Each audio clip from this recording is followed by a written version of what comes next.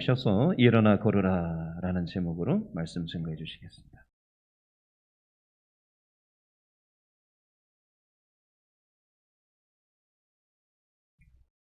할렐루야. 부활절이 되면은 우리 모든 사람들이 이렇게 봄에 새로운 새싹들이 돋아나고 그 봄 기운이 쫙 올라오면 해마다 맞이하는 봄이지만 부활의 느낌이 있습니까? 없습니까? 있죠? 참 하나님의 역사가 신비롭습니다. 제가 항상 신비롭게 느끼는 것 중에 하나가 이제 비행기 탈 때 어떻게 그 공중에서 비행기가 그렇게 오랫동안 떠 있나 그런 생각이 들고, 또 계절이 바뀔 때 그 계절의 느낌이 싹 올라오는데 이 봄 기운이나말로 우리 그 영혼을 소생시키는 그러한 부활의 기운인 줄로 믿으시기 바랍니다. 모든 물건이나 사람이나 다 지으신 분이 있고 또 지으신 분이 목적에 따라서 존재를 하고 있는데, 물건도 우리가 사용하는 물건들이 고장이 나면 또 전문가가 와서 고쳐주고 또 고쳐서 새로 쓸 수가 있고 그렇게 됩니다. 우리 사람이 병이 들거나 또는 어떤 기능이 다하지 못하게 되면 육체적 고통도 있지만 그와 같은 질병이나 장애들이 뭔가 우리를 만드신 그 하나님께 대한 우리가 다 해야 할 도리를 다 하지 못하고 있다는 그런 느낌을 받게 됩니다. 그래서 그 죄의 역할을 다하기 위해서 우리에겐 치유가 필요한 것이고 우리가 인생의 고침을 받아야 할 필요가 있다라고 하는 것입니다. 오늘 이 본문의 말씀에 보니까 미문에 앉은 안진뱅이, 걷지 못하는 거린에 대한 이야기가 나오고 있습니다. 이 말씀은 우리가 사도행전에 들어가면 바로 맞이하는 그 기적과 같은 일이기 때문에 많은 말씀으로 우리가 배우고 읽고 또한 설교도 많이 들은 말씀인 줄 압니다. 본문에서 보게 되면은 사도 베드로와 요한이 이 사건이 사도행전 2장에서 성령의 역사가 일어나고 성령 강림이 일어나고 성령에 충만한 상태에서 하나님께서 이 3장에서 이와 같은 안질뱅이를 일으키는 그런 기적을 여기서 하나님께서 이미 계획하시고 설계하셨다가 이때에 이 사건을 일으켜서 하나님의 영광을 나타내시고자 했다 하는 그런 것을 우리가 느낄 수가 있습니다. 하나님께서는 또 하나님이 일하는 사람들을 볼 때 12제자들 가운데서 네 그룹은 나눠서 3명씩 따지면 이제 수제자 베드로, 요한, 야고보 이렇게 늘 예수님을 가까이 따라다녔는데, 오늘 본문에서 보면은 하나님의 사역을 하기 위해서 사역의 짝으로 동역자로 둘씩을 보내신 것이 아닌가 이런 생각이 듭니다. 제9시 기도 시간에 베드로와 요한이 성전에 올라갔다. 이 두 사람을 이 사역에서 나타내주고 있습니다. 사도행전에 보면은 우리가 바울과 바나바, 또 하나님의 복음을 전하는 데는 꼭 두 사람씩 짝을 지어서 짝꿍을 만들어 주셨던 것을 봅니다. 여호수아하고 갈렙, 또 다윗과 요나단. 오늘 여러분들은 누구와 제일 가깝게 둘이서 다니십니까? 특별히 신방을 갈 때나 또 어디 새로 전도할 사람 있으면 이때 누구랑 같이 가면은 뭔가 통하는 게 있을 거예요. 같이 기도하고 같이 옆에서 협력해서 복음을 전하고 또 신방이나 구역의 여러 상황들을 사역하게 되는 것입니다. 이렇게 둘씩 짝지어 보냈는데, 오늘 우리는 이 베드로와 요한이 유대인들의 기도 시간에 성전에 올라가는 모습을 보고 있습니다. 유대인들의 기도 시간은 우리가 아는 대로 3시, 6시, 또 9시가 기도 시간으로 되어 있습니다. 우리 교회는 또 저녁 9시 기도 시간을 정해주고 또 어떤 데들은 하루에 3번씩 기도 시간을 임의로 정해서 기도하는 데도 있습니다. 이 두 사도가 오늘만 별도로 갑자기 이 성전에 올라간 것이 아닐 것입니다. 매일 이렇게 3시, 6시, 9시가 되면 성전에 기도하러 올라갔는데, 그때마다 그 안진뱅이가 이곳에 앉아서 구걸을 하고 있었을 것입니다. 이 구걸하는 거린이 그날만 왔을까요? 평상시 아마 단골 장소로 이곳에서 와서 구걸의 행위를 하고 있었을 것입니다. 그런데 꼭 이날 이 거린이 베드로와 요한의 눈과 마주쳤다. 이런 생각을 우리는 예사롭게 우연으로 볼 수 없는 것입니다. 하나님께서 뭔가 어떤 뜻을 나타내시기 위해서 이와 같은 기획을 해 두셨다고 보는 것입니다.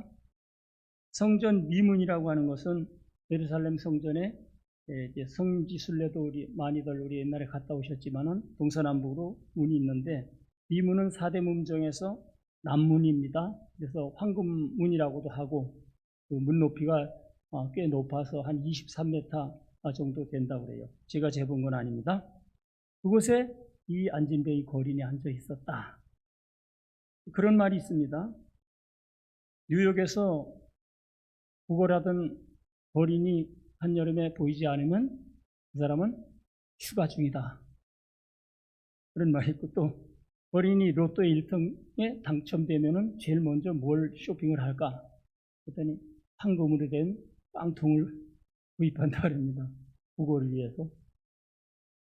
또 거린들이 가장 좋은 목 좋은 장소는 어디냐? 성전 앞이다. 그런 말을 합니다.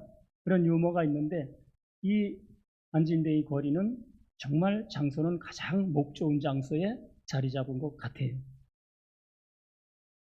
얼마 전에 다니엘 기도회에 그 누구죠? 진정 무슨 약사님인가 그 사모님 되신 분 간증을 들었는데 그분이 그런 얘기를 하더라고요. 약사하다가 잘 안 되고 월세도 못 내고 그래서 어디 안산 어디로 이사를 가서 조금 큰 길가에 가게를 얻었는데 거기서도 그렇게 손님이 없고 하도 그랬는데 기도하다니까 예수님이 나타나셔가지고 그런 말씀을 하시더래요. 그래도 여기가 목은 좋다. 그런 말씀을 하셨다래요. 목은 좋다. 장소는 좋단 말이죠. 그래서 어쩌라고요.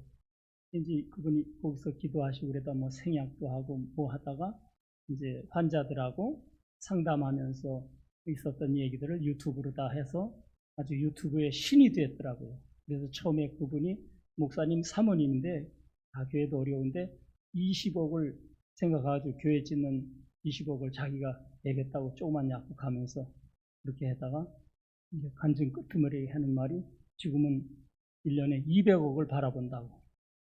유튜브도 하고 약국도 하고 교회도 하고 또 그 생약 처방도 하고 그런 얘기를 들었는데 목은 좋다. 예수님이 그런 말씀하셨다 그래요. 그들이 그곳에서부터 이제 뭔가 불길같이 일어났다는 말을 간증을 하는 걸 들었습니다. 오늘 이 사도행전 3장에 나오는 거린도 목은 제일 좋은데 차지했습니다. 이것이 많은 사람들이 들여다니면서 불쌍한 사람들을 불쌍히 여기는 동정심이 많은 교인들이 드나드니까 목이 좋기도 하지만 가장 좋은 몫은 그날 베드로와 요한을 만났다는 것. 그것으로 끝난 것이 아니라 베드로와 요한을 통해서 예수 그리스도의 복음을 받았다는 것.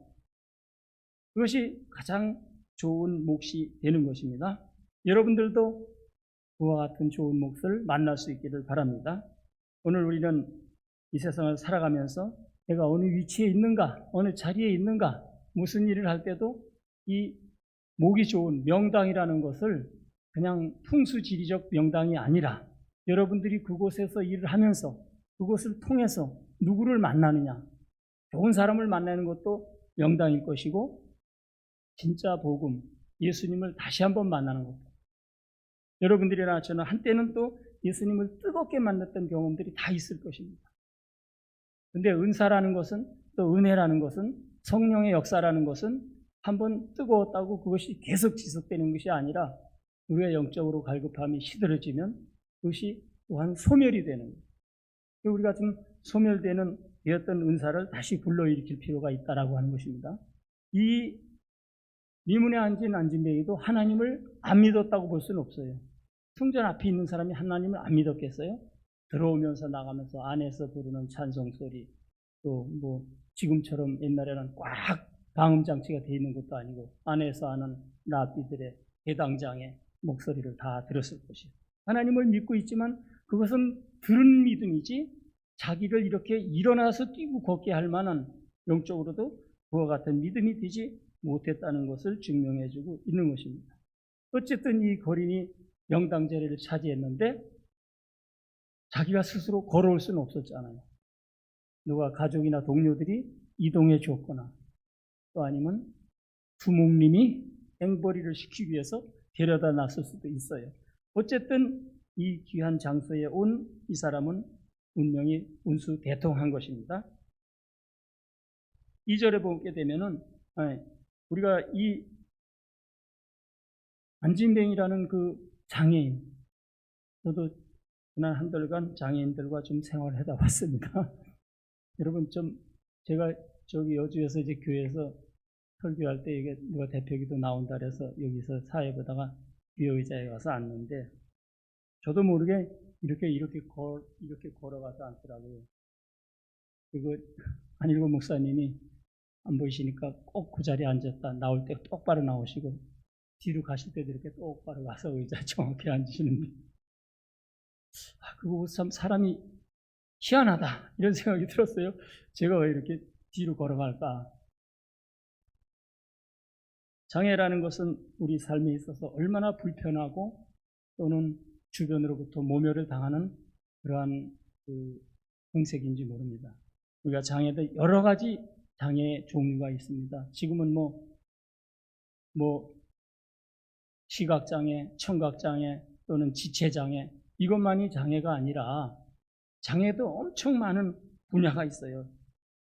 신체장애, 지적장애, 정서장애 또 우리는 어린이집이나 이렇게 유아들 상대하다 보면 행동장애, 발달장애 이런 여러 장애들이 있는데 육체적인 장애 또 정신적 장애로 나누지만 우리가 생각해 보면 우리 예수 믿는 사람들은 나의 신앙생활이나 나의 신앙의 모습이 20년 되고 30년 되고 심지어 50년 동안 믿었어도 내가 영적으로 하지 못하는 것들 이런 것이 무엇이 없는가? 영적 장애가 우리에게도 있지 않는가?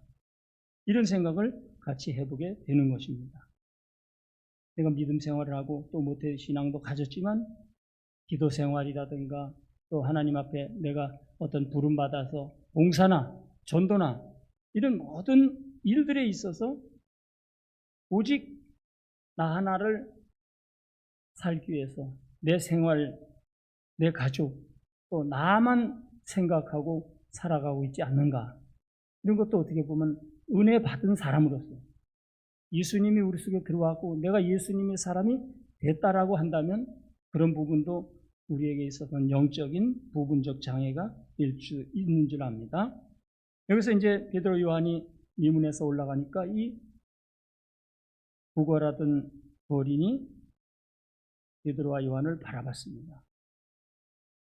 4절에 보니까 베드로와 요한과 더불어 주목하여 이르되 우리를 보라. 베드로와 요한이 주목해 봤더래요. 평상시도 드나다니면서 구걸하는 안진뱅이를 늘 보았지만 그저 지나가면서 동전이 있으면 한 입 던져주는 정도 또는 아이고 불쌍하구나 넌 무슨 죄가 있어서 안진뱅이가 됐니 이와 같은 동정심은 가지고 있었지만 오늘은 베드로와 요한이 성령이 충만해서 성령을 체험하고 은사가 강한 가운데서 야 동전 한 입 주는 게 아니다. 내가 예수 그리스도의 이름을 줘야 되겠다. 복음을 전해야 되겠다. 이런 강렬한 마음이 주목하는 가운데서 일어났을 줄 믿습니다. 우리가 예수 믿는 사람들은 어떤 상황을 볼 때 주목해서 바라볼 필요가 있습니다. 스쳐 지나가지 마시고 그거 갖다 눈썰미라 그러죠. 눈썰미. 똑같이 지나가면서 봤는데도 그 사람의 아픈 부분을 보는 사람이 있고 아니면 그 사람의 외모나 어떤 의상만 바라보고 지나친 사람들이 있어요. 지금 그 중독자 사역하시는 안일고 목사님이 그분의 그 간증 가운데서 가장 핵심이 되는 것이 교도소에 들어가셨을 때 이제 구박도 막 받고 본인도 장인이 된 지가 얼마 안 되기 때문에 이 점자도 제대로 안 되고 그런 불편한 가운데 그 안에서도 또 장애인들이 있더라고요. 그렇게 장애인들과 같이 생활하면서 성경을 읽다가 마태복음 25장 40절과 45절 말씀에서 지극히 작은 자 하나에게 한 것이 곧 나에게 한 것이다 하는 음성이 이게 확 꽂혀서 그 음성이 들려오더라는 거예요. 그래서 그때부터 이제 이분이 지극히 작은 자들을 위한 사역을 시작하게 됐단 말이에요. 많은 성경 말씀들 중에서 그 부분이 주목해서 들어오는 거죠. 여러분과 저도 내가 예수 믿는 믿음으로, 믿음의 눈으로 우리 주변을 바라본다면, 그렇게 해서 주목해서 바라본다면 주님께서 우리에게 일할 거리를 주시는 줄 믿습니다.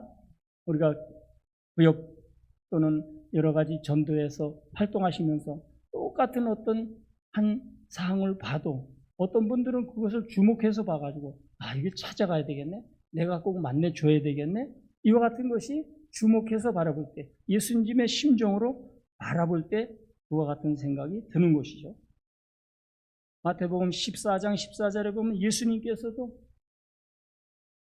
병든 자를 보시고 제일 먼저 드는 마음이, 지나칠 수도 있는데 그걸 불쌍히 여기는 마음이 들어서 다가가서 안수하시고 고쳐주시고 치유하시는 역사를 베푸신 것을 보게 되는 것입니다.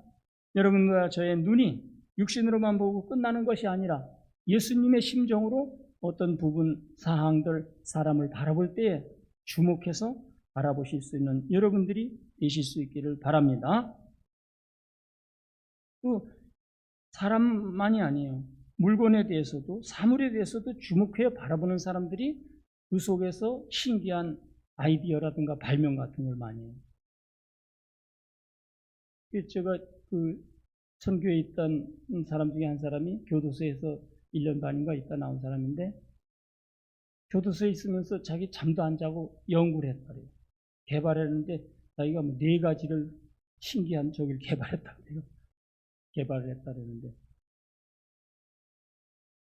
그러니까 집중해서 어떤 사물에 대해서도 바라보고 집중해서 이걸 어떻게 주목해서 집중해서 바라볼 때 그 이제 아이디어가 생기더라는 거예요. 사람을 치유할 수 있는 아이디어나 또는 그 불쌍히 여기는 측은지심도 주목해서 바라볼 때 생기듯이 사물에 대해서도 그렇게 바라보면 거기서 아주 기발한 신기한 아이디어가 나오더라는 거죠. 그래 베드로와 요한이 바라보고 우리를 보라 이렇게 했더니 5절에 보니까 그가 그들에게서 무엇을 얻을까요? 바라보고는. 바라본다. 뭘 얻을까? 이 바라봄은 이 안진뱅이 입장에서는 이 베드로와 요한으로부터 무슨 동전 한 입이나 또는 돈을 구걸해 줄 것을 바라보고 바라봤을 수도 있겠지만, 사람이 바라본다는 것은 희망과 기대, 우리가 기도할 때도 바라보는 마음이 있어야 돼. 바라본다는 것은 우리 한글로 따지면 바람이에요. 바람. 내가 뭐 해주기를 바란다, 소원한다, 소망한다는 것이 바라보는 거예요. 바라보는 거는 밑으로 바라보지 않죠? 항상 위를 바라봐요. 그러니까 우리 부모님에게 자녀들이 뭔가 이렇게 자꾸 고개를 들고 부모님을 자꾸 쳐다보고 바라보는 거는 뭐 젖을 달라든가 간식을 달라든가 뭔가 요구사항이 강할 때 바라보는 거예요. 우리가 하늘을 향해서 바랍니다. 하나님을 향해서 바라본다. 이건 우리의 간절함을 바람으로 바라보고 있는 것입니다. 창세기 13장 한번 읽어보겠습니다. 구약성경 창세기 14장 한번 읽어보세요. 구약성경 16페이지 창세기 13장 14절과 15절 말씀 같이 한번 읽어보겠습니다. 14절, 15절 구약성경 16페이지 시작. 롯이 아브람을 떠난 후에 여호와께서 아브람에게 이르시되 너는 눈을 들어 너 있는 곳에서 북쪽과 남쪽 그리고 동쪽과 서쪽을 바라보라. 보이는 땅을 내가 너와 네 자손에게 주리니 영원히 이르리라. 아멘. 자, 아브람과 롯이 크게 부획돼서 너무 복잡하니까 아브람이 조카 롯에게 너가 먼저 선택을 해라 라고 했더니 이 조카가 그렇게 자기를 부모처럼 돌봐준 삼촌을 그냥 제껴놓고 좋은 땅, 풀이 우거지고 물이 있는 에덴 동산 같은 소돔과 고모라를 먼저 선택했단 말이에요. 그랬을 때 아브라함의 마음이 어떻을까요? 아무렇지도 않았을 수도 있겠지만 뭔가 좀 섭섭하고 아유 그 자식이 내가 키워놨더니 삼촌이 먼저 선택해 이것도 아니고 지가 좋은데 홀라당 가져가고 황량한 벌판만 내밀었고 아브라함이 그런 마음이 조금 있었을지도 몰라요. 실망. 그럴 때에 하나님께서 내가 저 북쪽과 남쪽 그리고 동쪽 서쪽 동서남북을 쫙 둘러봐라. 네가 보이는 대로 네가 바라보는 건 다 네 거야. 이거 얼마나 큰 희망인지 모릅니다. 여러분들이 자녀들에게 손자들에게 너희가 바라보고 희망하는 것은 기도하면 다 하나님께서 주신다는 그런 큰 믿음을 가지실 수 있도록 해주시기를 바랍니다. 우리가 바라보는 것은 간절한 기도의 간절함 또 절박한 상황 속에서 바라봄이 있는 것입니다. 이 머리는 정말 심각한 자기 삶의 상황 속에서 또 장애로 인한 고통 가운데서 베드로와 요한의 말을 듣고 바라볼 수밖에 없었어요. 온 힘을 다해서 온 간절함으로 절박함으로 우리 사람들이 기도가 간절할 때가 언제죠? 우리 상황이 궁지에 몰렸을 때 혹은 좋은 말로 해서 사면 초가의 상황에 놓였을 때 이제 저는 제가 있다 보니까 거기서 그런 얘기를 많이 했는데 전부 다 이제 상담을 해보니까 한 35명 전부 다 막장 인생, 막장으로 여기 왔어요. 부모도 다 없고 돌보지도 않고 가족이 한둘 있어도 찾아오지도 않는 사람들, 찾아보지도 않는 사람들 그리고 또 뭐 중독돼서 받아두지도 않고 길거리 나가면 아무도 돌봐주지 않는 막장에 있는 사람들이다. 그러니까 여러분과 저는 오직 하나님뿐이 의지할 사람이 없다. 하나님만 의지해야 된다. 그게 바로 간절함이 나올 수 있는 거죠. 여러분과 저도 우리 삶의 환경과 여건이 아직도 여유롭다, 넉넉하다 하면 그 기도가 그렇게 잘 안 될 겁니다. 절박한 상황을 만날 때 바라보고 간절하게 주님 앞에 기도하게 되는 것입니다. 그랬더니 베드로가 뭐라고 말했어요? 6절 우리 한번 같이 읽어보겠습니다. 사도행전 3장 6절 시작. 베드로가 이르되 은과 금은 내게 없거니와 내게 있는 이것을 내게 주노니 나사렛 예수 그리스도의 이름으로 일어나 걸으라 하고 베드로가 뭐라고 말했어요? 은과 금은 내게 없거니와 내게 있는 것으로 내게 주겠다. 우리 하나님의 사람들이 있는 것이 있고 없는 것이 있어요.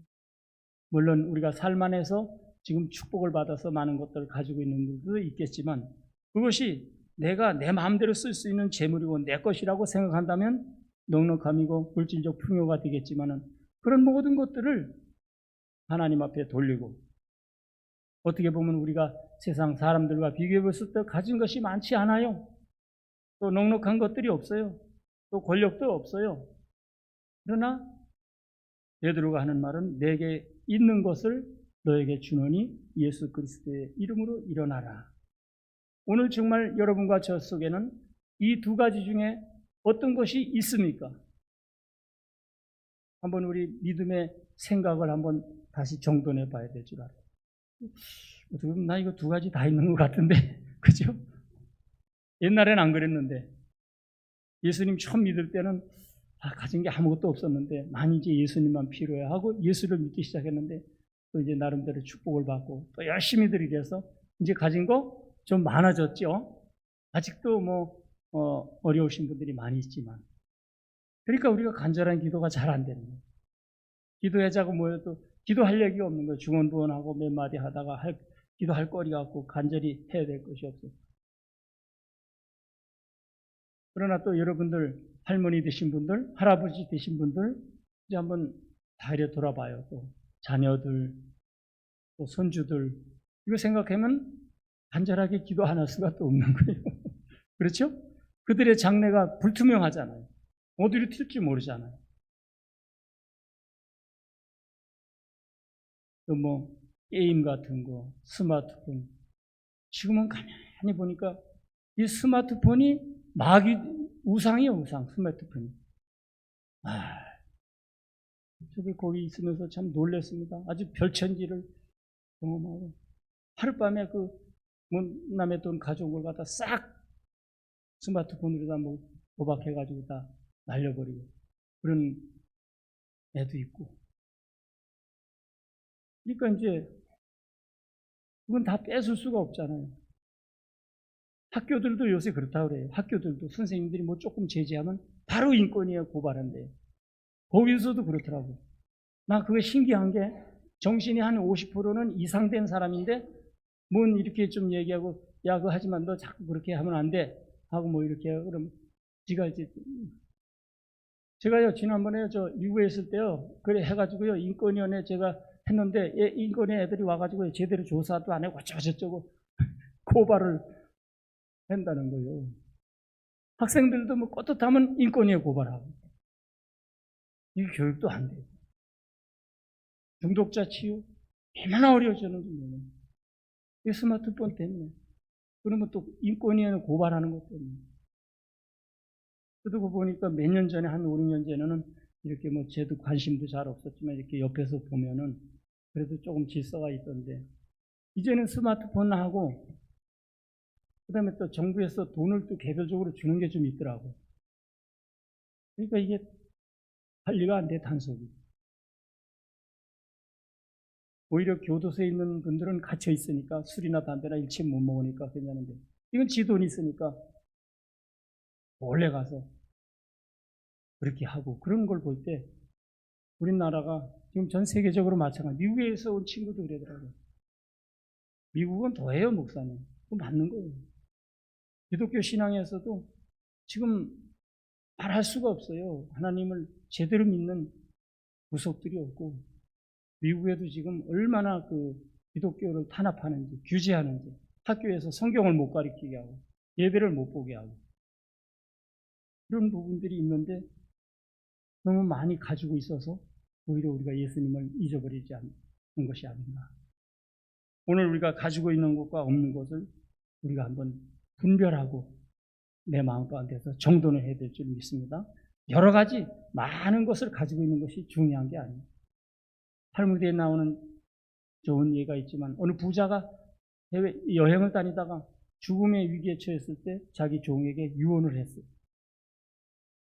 내가 죽어가니 아들한테 유언장을 갖다 줘라.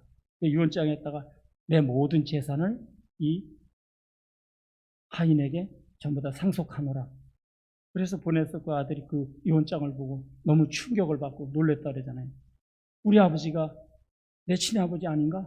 어떻게 우리 재산을 전부 다 이 종놈한테 다 넘겨주는 거야. 고민하다가 이걸 가지고 랍비를 찾아가서 상담을 하니까 랍비가 그런 말을 해요. 자네 아버지는 정말 현인일세. 모든 재산을 다 종에게 주고 그 중에서 한 가지만 아들에게 선택권을 줬다 그래요. 랍비가 하는 말이 다 종한테 줘. 그리고 너는 그 종을 선택해. 그럼 모든 게 다시 내 거가 되는 거야. 바로 이게 우리가 이 세상 모든 물건, 재물, 명예, 권세, 또 내 자존심 이런 것을 다 가지고 있어도 예수 없으면 헛방이에요. 그런데 내가 예수님만을 소유하면 진짜 예수님을 만나면 이 다른 모든 것들은 그 밑에 예속이 된다는 거죠. 그 예수님의 권세 아래 들어가 있다는 그런 믿음을 여러분과 저가 가지실 수 있기를 바랍니다. 베드로가 내게 있는 것으로 내게 주노니 일어나 걸어라. 베드로는 성령의 이름으로 예수의 그리스도의 이름으로 명령을 내렸어요. 오늘 우리 여러분들도 명령하는 기도를 하실 수 있기 바라요. 여러분들이 아프잖아요. 다리가 아프잖아요. 허리가 아프잖아요. 그 기도하다가 한번 명령을 해요. 손을 붙잡고 허리 아픈 귀신아 떠나가라. 다리 아픈 귀신아 떠나가라. 성경에는 명령 기도가 많이 나오고 있어요. 예수님도 다 명령 기도했고 사정해요. 야 귀신아 제발 나가다오. 사정하지 않았단 말이에요. 명령으로 떠나가라. 일어나라. 병아 떠나가라. 발목 잡고 있는 거 떠나가라. 이렇게 명령하면서 우리가 믿음에 대한 기도에 대한 확신을 더 크게 가지실 수 있기 바랍니다. 그리고 나서 베드로가 손을 잡고 일어나니 이 안진뱅이가 일어나서 서서 걷기도 하고 뛰기도 하면서 성전으로 들어갔다고 말씀하고 있습니다. 이와 같은 기적은 복음의 능력입니다. 오늘 우리 인생의 삶에 있어서 막혔던 담들이 또는 내가 가지고 있는 모든 하지 못하는 해야 할 것들을 하지 못하는 장애들이 예수님을 만남으로 진짜 예수의 복음이 들어오므로 복음을 통해서 변화가 일어나는 역사를 경험하실 수 있기 바랍니다. 또 복음을 통해서 반드시 이와 같은 능력이 우리 삶 주변에서 나타나게 되는 것을 봅니다. 그러면 이제 이 안진뱅이가 벌떡 일어났으니까 다 끝났나요? 그건 1단계예요. 우리가 병을 고침을 받고 축복을 받고 내 몸이 온전해지는 것은 1단계예요. 완성 단계는 뭐냐? 이 안진뱅이가 나중에 어디로 갔죠? 8절 한번 다 같이 읽겠습니다. 시작. 뛰어서서 걸으며 그들과 함께 성전으로 들어가면서 걷기도 하고 뛰기도 하며 하나님을 찬송하니. 왜 하나님께서 이 사도행전 3장의 미문에 그 목 좋은 곳에 안진뱅이를 앉혀놨느냐? 베드로와 요한을 통해서 안진뱅이가 치유받아서 그 고통 가스에서 벗어난 것으로 끝난 것이 아니고 목적지는 성전에 들어가서 하나님을 찬양하는 게 목적이라는 거예요. 이 짤막한 사건은 안진뱅이의 사건이 아니야. 우리 모든 인류의 인생의 사건이에요. 오늘 우리 사람들이 출발이 에덴 동산에서 했잖아요. 에덴 동산에서 마귀의 꾀임에 쏘가서 마귀의 보이시피승에 쏘가서 이제 요새 진짜 보니까 교도소에도 보이시피승으로 들어와 있는 사람들이 엄청 많더라고요. 근데 그분들이 다 보이시피승 범위 아니고 이용당했다고 그러는 사람들이에요. 마귀의 보이시피싱, 마귀의 이렇게 유혹에 넘어가서 죄를 짓고 타락해서 우리와 이 6천년 시절에 이 고난의 출애굽의 과정, 왕조 시대에 죽이고 살리고 여러 가지 부족들의 침략 가운데 전쟁사를 통해서 인류 역사가 이뤄왔는데 이제 예수님을 통해서 복음을 통해서 우리가 고침받고 온전하게 돼서 하나님의 성전에 가서 하나님이 예비하신 천국에 들어가는 것이 우리 인생의 목표라는 거예요. 근데 우리가 지금 천국에 들어갈 생각을 안 하고 있어요. 천국에 들어갈 생각을 안 하는 것이 아니라 그냥 이 세상에서 그런 대로 오래오래 행복하게 오손도손 잘 살고 싶은 마음이 우리에게 안주하는 겁니다. 이것은 옛날 얘기만 나오는 거예요. 우리가 옛날 얘기 듣다 보면 고생고생하다 나중에 어떻게 덕을 만나가지고 죽을 때까지 행복하게 잘 살았다더라고 끝나잖아요. 세상 종교는 다 거기서 끝나요.